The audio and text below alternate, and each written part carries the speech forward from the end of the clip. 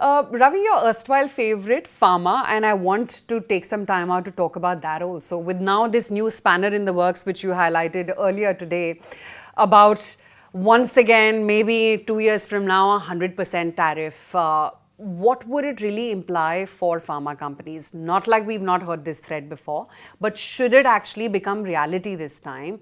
What does it really mean for generics? No, first of all, let's read into what he said, and you know what, it reveals more about US and it reveals more about the kind of hollowing out of the manufacturing base US has done. So, US, as I mentioned earlier, US has debt, US has deficit, it needs to bring manufacturing back to US, and these are areas where they are dependent on other nations. So, they need to reduce that dependence. It is being driven by that.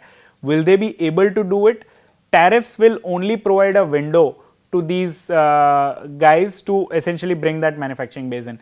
Now, they want same companies to do that capex. It's not like it's going to give a birth to new generic company in US. I don't think an only American company having manufacturing base only in US is going to be able to compete with other generics. Now, it is still not clear whether this is only about formulations or API or even intermediates, which part of the value chain needs to be shifted. So, it might so happen that some of the Indian generic companies might put up a formulation plant over there, and which might give them a lip service and do the last end of formulation and packaging over there, but everything else of meaningful substance is still manufactured over here. So, there are ways around it, and I don't see and by the time this comes into effect, who knows whether the current president of US will be around or not around.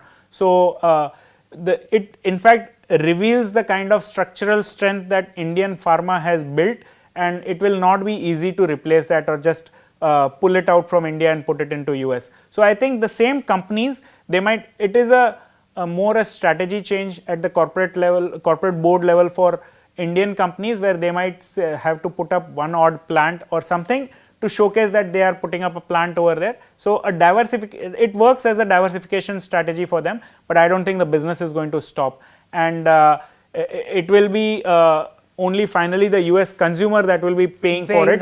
Cost, so, yeah. I don't see this as a sustainable strategy to bring the investments into US. You will have to make the conditions more better. People should feel the need to put up a plant in US, not because you are being forced to, because it makes economic sense.